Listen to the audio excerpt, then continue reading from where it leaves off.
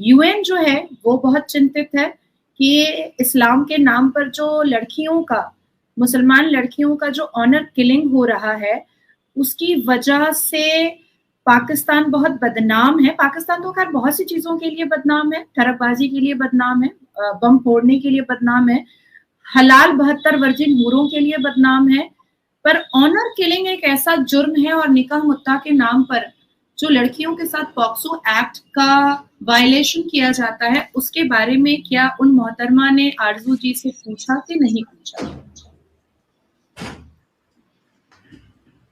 बिल्कुल नहीं पूछा, बिल्कुल भी नहीं पूछा।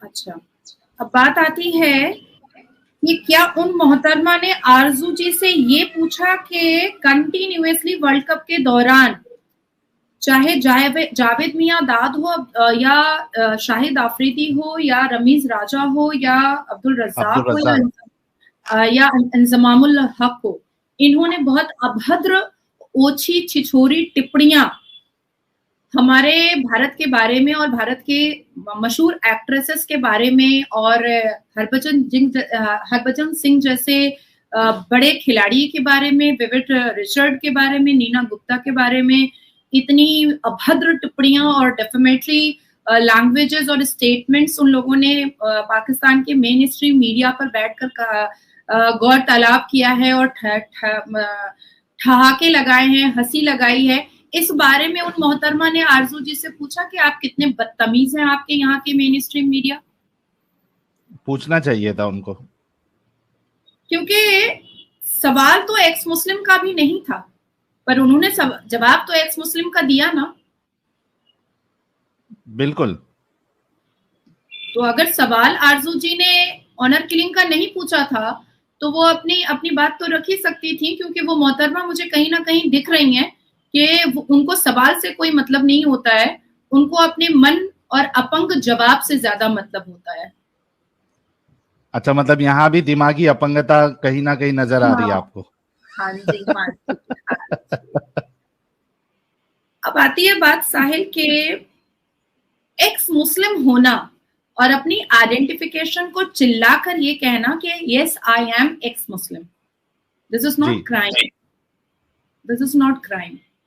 मैं जेंडर से बाई जेंडर मैं फीमेल हूं, मैं एक औरत हूं और मैं कहीं पर भी चिल्ला करके कह रही हूं कि मैं एक औरत हूं, दिस इज नॉट क्राइम। हमने हालिया में 1 महीना पहले सुप्रीम कोर्ट में देखा था, सेम सेक्स जेंडर वाले अपनी पिटिशन को लेकर के काफी परेशान थे सर्वोच्च न्यायपालिका में, Delhi honourable supreme court of India में। हालांकि जजमेंट उनके हित में नहीं आया है, लेकिन फिर भी वो अपनी हिम्मत नहीं छोड़ रहे हैं और सेम सेक्स मैरिज को लेकर के वो अभी भी अपनी याचिका दायर कर रहे हैं, उसको और बेटर करके। तो क्या LGBTQ वाले अपनी सेल्फ आइडेंटिफिकेशन को छुपाने के लिए कुछ षड्यंत्र रच रहे हैं, या उनको डिफेम करने वाले के ऊपर या उनको मलाइन करने वाले के ऊपर क्या भारत के संविधान ने कोई केस मुकर्रर नहीं किया है? बिल्कुल किया है, बिल्कुल किया है। भारत का संविधान एक प्रोस्टिट्यूट को भी प्रोस्टिट्यूट कहने मना करता है। As per the constitution of Bharat, आप एक प्रोस्टिट्यूट को सोशल वर्कर कहिएगा, आप उसको प्रोस्टिट्यूट नहीं कह सकते हैं। अब बात आती है कि जितने भी एक्स मुस्लिम हैं, मैंने उनमें एक चीज तो देखी है कि पहले वो अपनी लाइफ में बड़े इस्लामिक प्रीचर रह चुके हैं। इस्लामिक दावत देना, इस्लामिक बातें करना, 5 वक्त नमाज पढ़ना, इस्लाम की दावत करना और रोजा नमाज करना, नफिल नमाजों को भी ना छोड़ना, नफिल रोजों को भी ना छोड़ना। तो काफी डीप डाउन गए हैं, काफी डिग आउट किया है, काफी ट्रुथ को समझा है, बूझा है और एक प्लेटफॉर्म के माध्यम से अवेयरनेस का काम कर रहे हैं कि हमने ये सीखा, हमने ये समझा, तो हम आपको भी समझाने की कोशिश कर रहे हैं। तो मुझे लीगल प्रोसेस से ये कोई क्राइम तो नहीं लग रहा है, किसी भी तरीके से नहीं लग रहा है।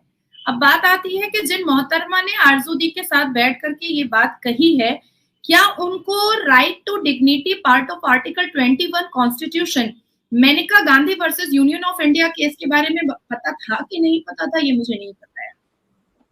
शायद नहीं पता होगा, तभी उन्होंने एक्स मुस्लिम को टारगेट किया है। और याद रहना चाहिए उनको कि मोर देन 1 करोड़ पॉपुलैरिटी इस भारत में अब एक्स मुस्लिम की हो चुकी है। तो माइनॉरिटीज का एक बड़ा हिस्सा अब एक्स मुस्लिम भी हो चुके हैं। तो जो एडवांटेजेस सरकार की तरफ से, जो फैसिलिटीज और जो फ्लेक्सिबिलिटीज फ्रीडम ऑफ स्पीच और फ्रीडम ऑफ एक्सप्रेशन की माइनॉरिटीज के सारे लोगों को मिलती आ रही है, वो जनहित याचिका दायर करने के बाद एक्स मुस्लिम्स भी हासिल कर सकते हैं। और एक्स मुस्लिम भी माइनॉरिटीज का एक बड़ा महत्वपूर्ण पार्ट बन सकते हैं। और आज भी उनके लिविंग को, उनकी लिविंग स्टैंडर्ड को, उनके डिग्निटी को, उनके फ्रीडम ऑफ स्पीच को, उनके फ्रीडम ऑफ एक्सप्रेशन को कोई भी हैम्पर नहीं कर सकता है। अब एक सवाल साहिल आपसे, मैं मानता हूं कि आप कोई धर्म नहीं मानते हैं, पर क्या आप भारतीय नागरिक हैं? आप वोट करते हैं? बिल्कुल, बिल्कुल भारतीय नागरिक है। क्या आप संविधान मानते हैं? यस, संविधान हमारे लिए सबसे ऊपर है। बहुत खूब, तब तो फिर वो महिला को जवाब मिल गया। अगर संविधान आप मानते हैं, तो अगर मौलाना मदनी और मौलाना साजिद रशीदी और उस मोहतरमा के पास अगर फ्रीडम ऑफ स्पीच और फ्रीडम ऑफ एक्सप्रेशन है, तो आर्टिकल 21 के द्वारा आपके पास भी फ्रीडम ऑफ स्पीच और फ्रीडम ऑफ एक्सप्रेशन है। अब बात आती है कि वो ये कह सकती हैं, या बहुत लोगों ने आपको इस चीज के लिए टारगेट किया है कि आपने YouTube के माध्यम से लोगों को बहकाने का काम स्टार्ट किया है जी। तो उसका तोड़ आता है। मैं क्योंकि आप संविधान मानते हैं, आप कोई धर्म नहीं मानते हैं, तो आज मैं सारी बात संविधान से ही करूंगी। Article 19 clause G, right to practice any profession or to carry on any occupation, trade or business. As well, YouTuber is also a business, so you can do. So you can do. अच्छा नाजिया जी, बहुत जबरदस्त तरीके से आपने हमारा जो संविधान है, कॉन्स्टिट्यूशन में क्या राइट्स है, वो सारी चीजें बताई। लेकिन अगर ये मोहतरमा वाकई में पढ़ी लिखी है, इंटेलेक्चुअल है, तो ये ऐसे क्लेम या इस तरीके के इल्जाम कैसे लगा सकती है कि मैं उन्होंने मेरे चैनल का नाम नहीं लिया, लेकिन उन्होंने ये कहा जरूर, she was referring to my channel only, क्योंकि सबसे बड़ा चैनल एक्स मुस्लिम मेरा ही है और मेरा ही चैनल बैन हुआ है। तो उन्होंने ये इतना बड़ा इल्जाम लगा दिया कि भाई ये जो शख्स है एक्स मुस्लिम बना बैठा है, ये मुसलमानों के लिए हेट फैला रहा है, हिंदू कम्युनिटी खास करके उनके अंदर मुसलमानों के लिए नफरत आ रही है, और मोदी गवर्नमेंट ने मेरे चैनल को बैन करवाया। अगर वाकई में मोहतरमा इंटेलेक्चुअल है, तो ये इस तरीके की बातें कैसे कर सकती है? मुझे बड़ा अजीब लगा। और मुझे अजीब साहिल आपकी बात पे लग रहा है कि आप, इसका मतलब है कि भारत के प्रधानमंत्री श्री नरेंद्र दामोदर दास मोदी जी की नजरों तक पहुंच चुके हैं।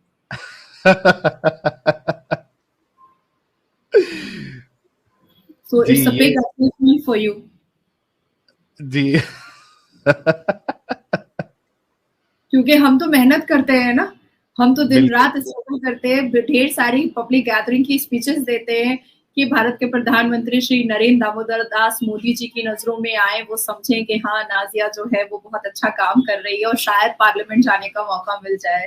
क्योंकि मैं तो बहुत ट्रांसपेरेंट हूँ, मैं तो सब बातें खोलकर बोलती हूँ, मुझे वो ढकी छुपी बातें बिल्कुल पसंद नहीं आती हैं। पर आप तो ना किसी पार्टी में हैं, ना किसी पॉलिटिक्स में हैं, और ना ही किसी रिलीजन को बेस करते हैं, और ना ही किसी रिलीजन को मानते हैं। अगर आप मानते हैं तो भारत के संविधान को सिर्फ मानते हैं, और भारत के संविधान को मानने के द्वारा आप अपने भारतीय होने का अधिकार वोट करते हैं और उसको पूरा करते हैं। तो इसका मतलब है कि आप इतना खूबसूरत काम कर रहे हैं कि मोदी जी की नजरों तक आप पहुंच चुके हैं। अब बात आती है कि वो मोहतरमा इंटेलिजेंट है कि नहीं है। अगर वो मोहतरमा वाकई इंटेलिजेंट होती, तो जो सवाल उनसे किया जा रहा था आरजू जी के चैनल पर, जवाब वही आता, उड़ करके कहीं से अद्भुत जवाब नहीं आ जाता। और अगर जवाब आना ही था, और अगर आप टारगेट कर रहे हैं मुसलमानों को तो मैं पूछना चाहती हूँ कि 14 नवंबर चिल्ड्रन डे वाले दिन, जो मामू नेहरू का जन्मदिन चिल्ड्रन डे मनाया जाता है, 14 नवंबर 2023 को 2:42 पे अशफाक आलम को सेंटेंस टू डेथ पेनल्टी मिली है एक 5 साल की बच्ची का बलात्कार करने के लिए। तो क्या इसको किसने बहकाया होगा? बहुत बहुत जेन्युइन सवाल। इसको किसने बहकाया होगा? अच्छा, हम लोग का होता क्या है ना कि कभी कभी हम लोग वुमेन्स डे पर या डॉक्टर्स डे पर या ऐसी चीजों पर हम लोग जेल विजिट करते हैं, तो हम देखते हैं कि बलात्कारी भी वहां पर नमाज पढ़ रहे होते हैं अंदर में, हाँ। जेल के अंदर। तो वो तो प्रॉपर मुस्लिम है, नमाज पढ़ रहे हैं, तो फिर उन्होंने बलात्कार कैसे किया? तो चले हम इसको इस अंदाज से समझाते हैं कि एक्चुअली में मुसलमानों के लिए ना शैतान और अल्लाह दोनों बहुत मेहरबान है।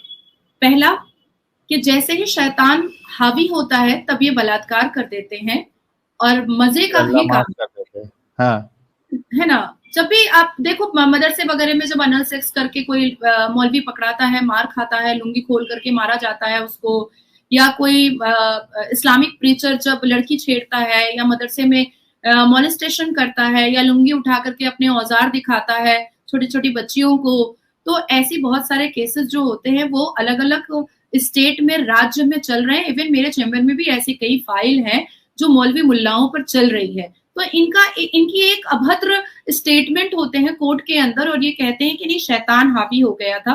तो मतलब कितना मजेदार शैतान है कि हावी होता है तो ये खुद से खुद को पीटता नहीं है, ये अनल सेक्स करता है या किसी बच्ची का बलात्कार कर देता है। हाँ। और जब इनके ऊपर इस्लाम हावी होता है तो ये 4 शादियां करते हैं या बदन में बम लगा करके खुद को फाड़ देते हैं, और साथ साथ मासूमों की भी जान ले लेते हैं 72 वर्जिन हुरों के लिए।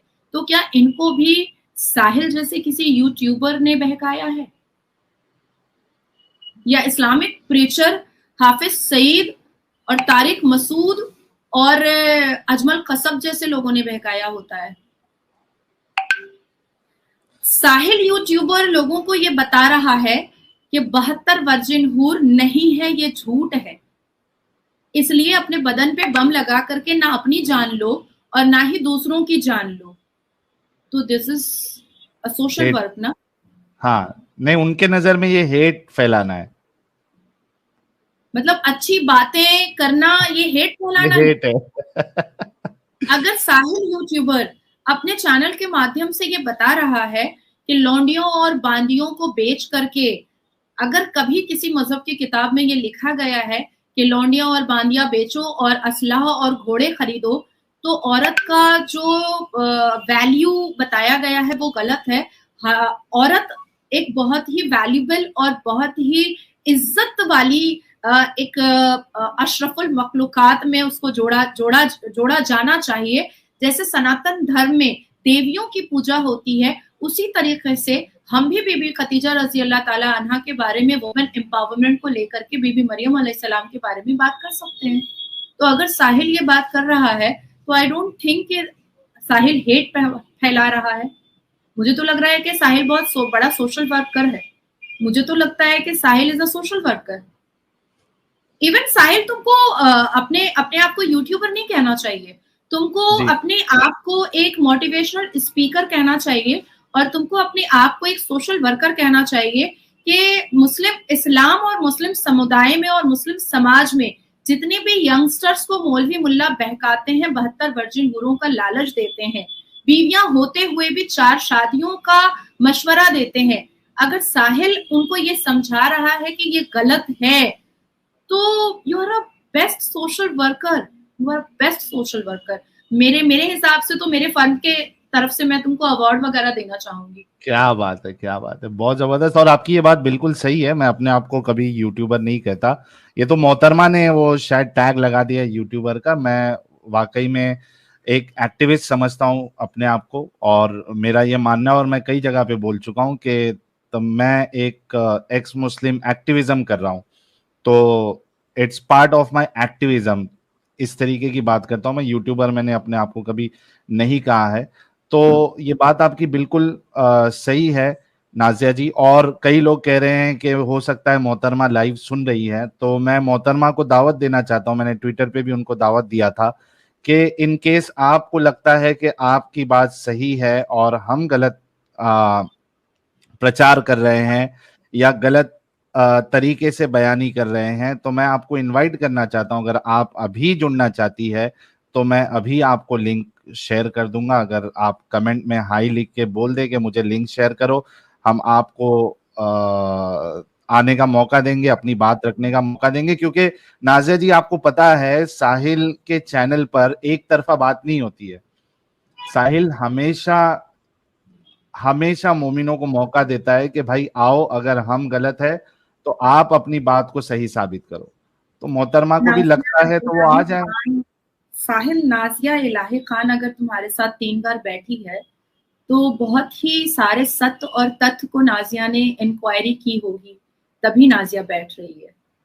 अदरवाइज बैठाने के लिए तो बहुत लोग परेशान होते हैं, पर बहुत सी चीजों को देखने के बाद हम उसको इग्नोर भी करना पड़ता है हमें, क्योंकि हम एक रिनाउंड पब्लिक फिगर भी है, तो हमें उसके लिए भी बहुत सारी चीजों को नजरअंदाज करना पड़ता है। पर साहिल, आपके साथ मैं इसलिए बैठती हूँ कि मैं आपको कोई एक्स मुस्लिम नहीं मानती हूँ, मैं आपको एक सोशल एक्टिविस्ट मानती हूँ और एक ऐसा भारत का व्यक्ति मानती हूँ जो संविधान को अपनी पलकों पर और अपने सिर माथे पर बैठ करके लेकर बैठा है।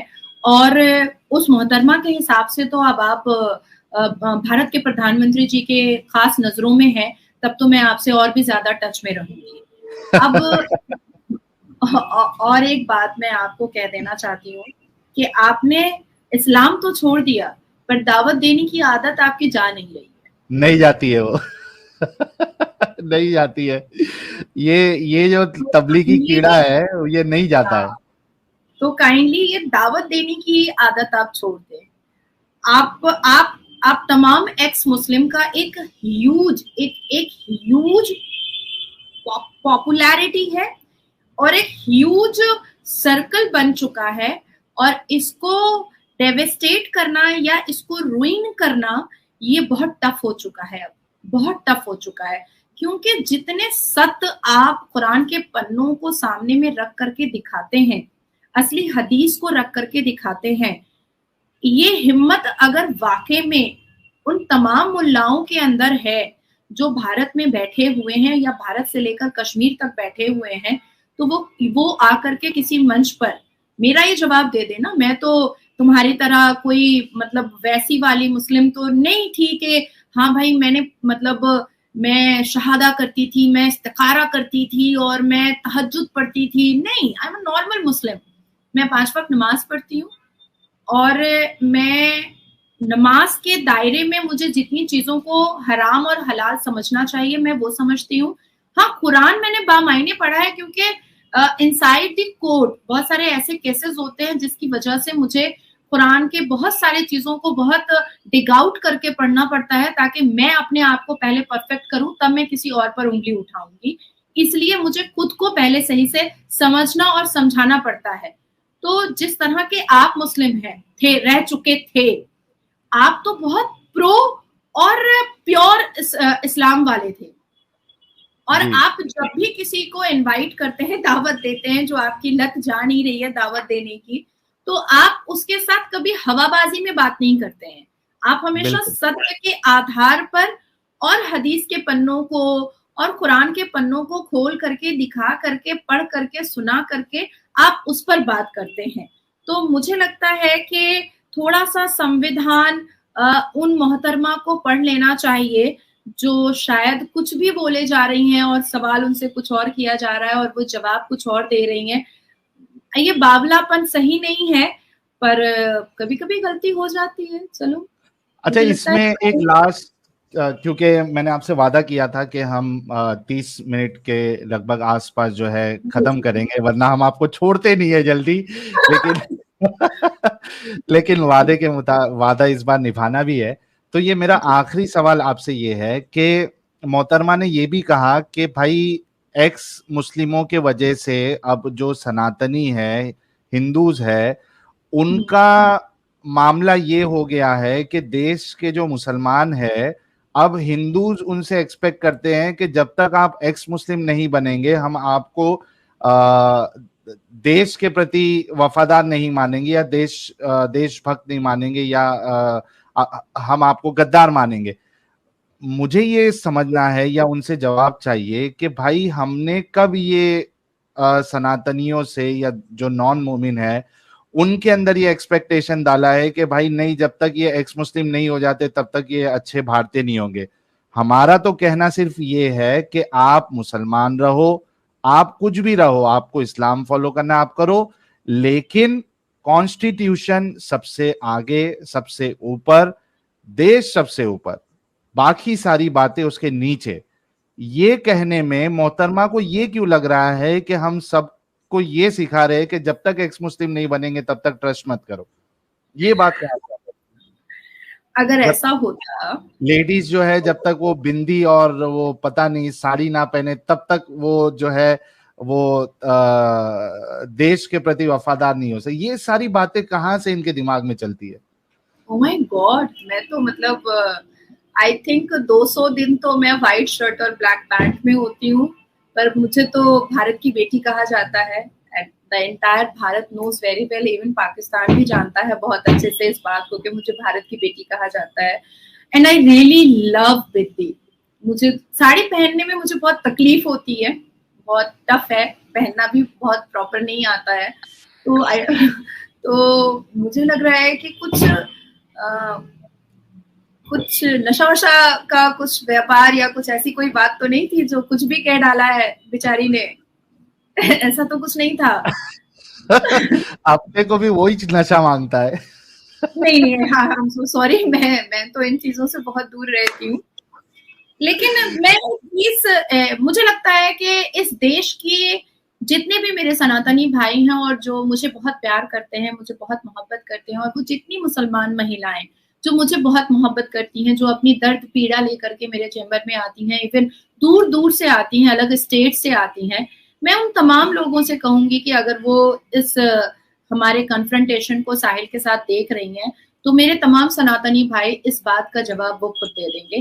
क्योंकि नाजिया इलाही खान को तो कभी किसी सनातनी भाई ने या बहन ने या पुरोहित ने या पंडित ने या किसी माता ने, कभी भी किसी ने भी मुझे नहीं कहा कि नाजिया तुम जब तक एक्स मुस्लिम नहीं होगी तब तक हम लोग तुमको वफादार नहीं मानेंगे। और अटल जी के जमाने में ही जब बीजेपी में अटल जी भारत के प्रधानमंत्री बने थे, तो उस जमाने में ही एपीजे अब्दुल कलाम जी को भारत का प्रेसिडेंट बनाया गया था।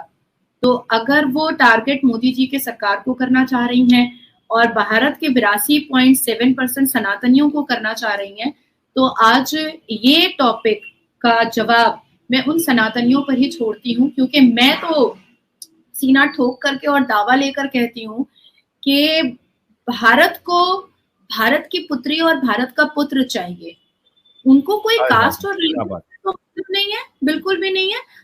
योगी महाराज जी, अभी कुछ दिन पहले वर्ल्ड कप अभी खत्म हुआ है, आंख के आंसू रुके भी नहीं है मेरे तो, क्योंकि मैं मैच से कुछ ज्यादा ही अटैच्ड रहती हूँ और बड़ी एक्टिव रहती हूँ। तो जब इंडिया हार गया तो मैं तो खूब रोई हूँ, जबरदस्त रोई हूँ। तो आपकी आंखें अभी भी नम लग रही है मुझे।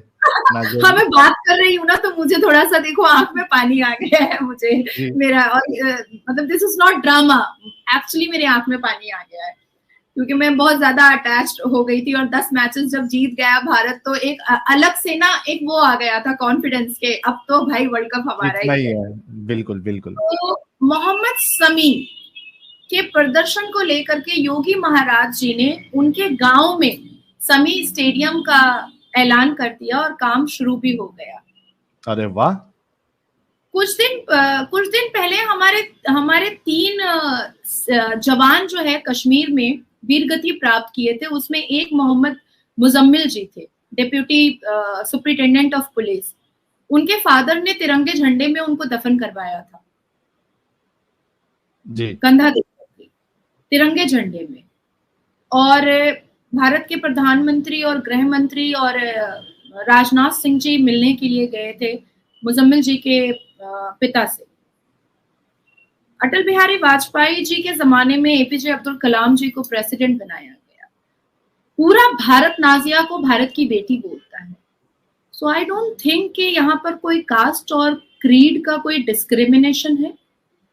किसी एक पार्टी को और किसी एक भारत के प्रधानमंत्री को टारगेट करते करते अगर आप राष्ट्र की विरोधिता करने पर उतर आई हैं, तो फिर हम जैसे लोग और सनातनी काफी हैं निपटाने के लिए और निपटने के लिए।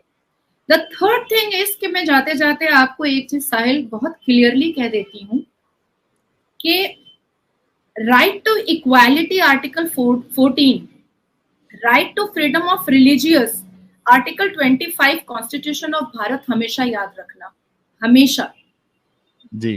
और अगर एक नाजिया आपके साथ है तो ये समझकर रखना कि सर्वोच्च न्यायपालिका के अंदर 250 वकील आपके साथ है। तो इस महिला के ऊपर अगर आप किसी भी तरीके का कोई भी स्टेप, क्योंकि आप संविधान मानने वाले हैं, आप कोई भी धर्म मानने वाले नहीं हैं, आप संविधान मानने वाले हैं, किसी भी तरीके का कोई भी स्टेप, लीगल स्टेप अगर आप लेना चाहते हैं तो Nazia is with you. Thank you so much, thank you so much Nazia ji. आपको साहिल एक चीज दोहरा दे रही हूँ, right to equality article 14, right to freedom of religion, right to freedom of religion article 25 constitution of Bharat. अपने दिमाग के यहाँ पर तमाम एक्स मुस्लिम डालने, आपको कोई भी फोर्स नहीं कर सकता है कि आपको कौन सा रिलीजन मानना है, और आप अवेयरनेस फैला रहे हैं। This is your business, this is your awareness platform. और आर्टिकल 19 क्लॉज जी आपको नहीं रोकता है कि आप इस चीज को बंद करें या आप इस चीज को खत्म करें। आप करो, आप संविधान मानने वाले हो, you are a nice person in this earth, कि आप कोई धर्म मानने वाले हो ही नहीं, आप संविधान मानने वाले हो। तो मैं जब आपके चैनल पर बैठी थी पहली बार साहिल, तो मैंने आपको खुद कहा था कि आप मुझे जितना भी एक्सप्लेन कर दोगे मैं कहूंगी कि हाँ आप ये सही कह रहे हो।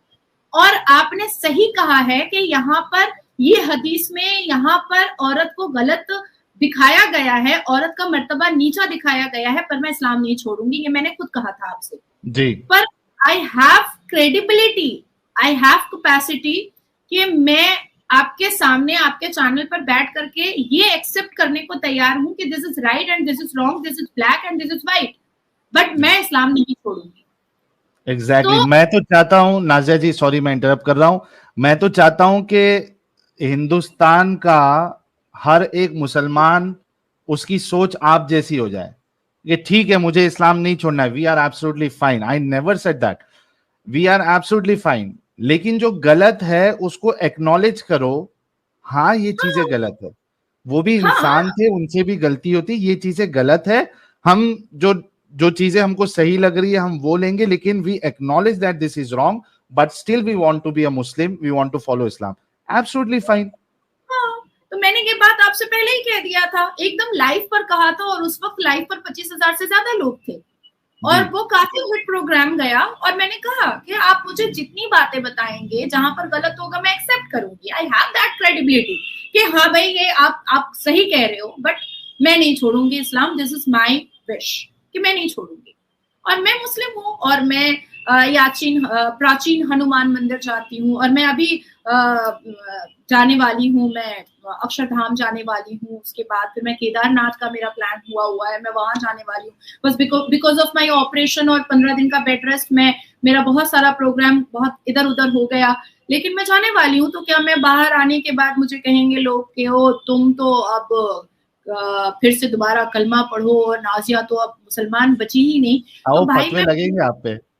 तो मैं फिर से कह दे रही हूँ कि मुझे वो चिट्ठी देखनी है जो हजरत जिब्राइल की तरफ से भारत के all India Muslim personal law board को या इमाम बुखारी को या रशीदी को या मदनी को आया होगा कि नाजिया प्राचीन हनुमान मंदिर से आई है, अब नाजिया मुसलमान नहीं थे रह गई, तो वो जिब्राइल अलैहिस्सलाम की वो चिट्ठी मुझे दिखा देगा वो लोग, तो मैं ठीक है, फिर मैं कहूंगी कि इट्स ऑल राइट भाई, अब मैं मुस्लिम नहीं हूँ। लेकिन जब तक वो चिट्ठी मैं नहीं देखूंगी जिब्राइल अलैहिस्सलाम की, तब तक कोई भी किसी के बाप के अंदर ताकत नहीं है कि कोई मेरे से इस्लाम छुड़वा दे। क्या बात, क्या बात, जबरदस्त। ये सारा मामला तो मुल्ला मौलवियों का यही है ना नाजिया जी, के भाई जिब्राइल का नाम ले लो, अल्लाह का नाम ले लो, रसूल का नाम ले लो, और उसके बाद फिर जो अवाम है भोली भाली और भेड़ जैसा चराओ इनको, क्योंकि इनको मालूम है कि हमारी आवाम जो है इनको बेवकूफ बनाया जा सकता है, और बचपन से वो सिखाई जाती है बेवकूफी, अंडर में रहने की। Respect yourself, value yourself, because आप अल्लाह का कलाम 501 रुपए में बेच करके, फातिहा करके, 4 लड्डू डब्बे से उठा करके कलाम बेचकर नहीं आ रहे हैं। So value yourself, you are an ornament for us. Thank you so much. मैं ज्यादा समय आपका नहीं लूंगा नाजिया जी, कुछ सुपर चैट्स में आपके लिए जरूर सवाल होंगे, वो लेके हम खत्म करेंगे। मिनी जी कह रहे हैं right to live and accept any religion should be included. I am sure constitution में you have the right to you know denounce any religion, you can leave the religion. हाँ हाँ, पूरा है। आप आर्टिकल 21, 14, 19 और आर्टिकल 25 आप पढ़े। Article 19 का क्लॉज जी और क्लॉज सी जरूर पढ़ें, तो आपको उसमें पूरा डिटेल्स मिल जाएगा। हिम छेत्री भाई कह रहे हैं साहिल ने परफ्यूम देने का वादा किया था। यार नाजिया जी, आप जब भी आते हो लोग याद दिलाते रहते हैं कि परफ्यूम दिया या नहीं दिया। दिया भाई, दिसंबर का वादा है यार। ऐसा हो गया हिम छेत्री जी के परफ्यूम बाकी हो गया। परफ्यूम क्योंकि डीले मिला तो ज़ारा का एक शर्ट बाकी रह गया। फिर मैं उस दिन बैठी थी तो अरमानी का एक टी शर्ट बाकी रह गया था, और आज मैं बैठी हूँ तो चलो ठीक है, एक मैंगो का टी शर्ट दे देना। ये मैंगो ब्रांड तो मैंने फर्स्ट टाइम सुना है बाबा, कितने सारे ब्रांड है दुनिया में।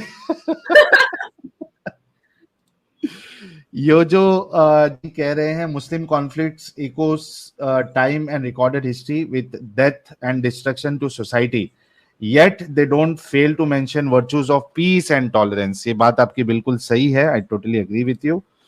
ये हमारे एक मोमिन भाई है, थोड़ा अहले चॉइस प्रो मैक्स है, सलमान साहब कह रहे हैं इसको मैं पढ़ूंगी। Nazia need some reality check via some lawyers of some better status in future. भाई मुझे बकतबबाजी बिल्कुल पसंद नहीं है।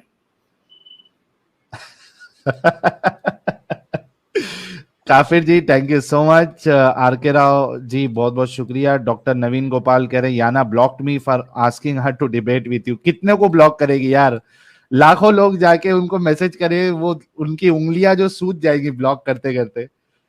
असली इंडियन सनातनी Nazia sister, you and Sahil brother have a big responsibility to make Muslims a better human. We are with you, thank you for everything. Thank you so much असली सनातनी। भारत माता की जय। द यूनिक भाई बहुत बहुत शुक्रिया। संतोष पद्माकर जी कह रहे हैं सनातनी तोफ है नाजिया जी, थैंक यू। ब्लैक वेट साहब कह रहे हैं हर हर महादेव नाजिया दी, यू आर एन। ध्रुव राती भाई कह रहे हैं ध्रुव ये भी बोला कि इस्लाम अच्छा है पर मोमिन फुलिश है और हिंदूज उन्हें कॉपी मत करो, और साबित किया कि राम शूद्र को नहीं मारा, राम को फॉलो करो। भाई तभी वो ध्रुव राती के जितने बने हैं ना वो सब उसके अगेंस्ट में, देखना कितने जल्दी जल्दी जाएंगे। नाखून से खतना भाई कह रहे रैपिडो में बाइक मोमिन चला रहा है और मैं पीछे बैठकर स्ट्रीम सुन रहा हूँ। Too good, सबसे best, too good। Just human welcome Nazia ji. सबसे पहले बताए कि परफ्यूम और शर्ट्स मिली कि नहीं, अभी उन्होंने जवाब दे दिया है जस्ट ह्यूमन भाई।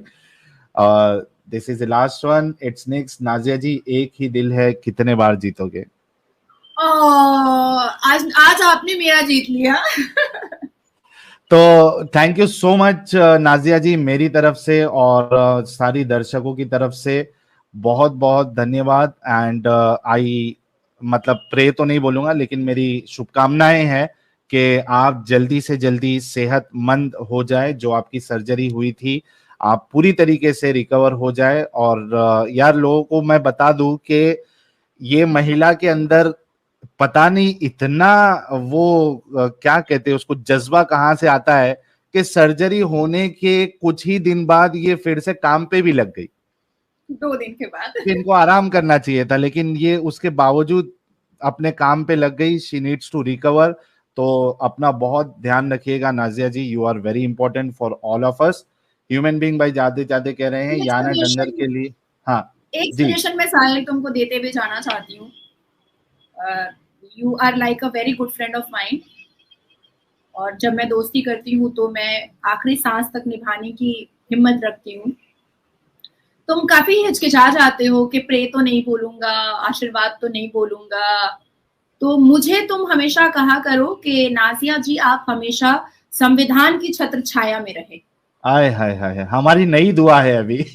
हाँ संविधान आपका भला करे। हाँ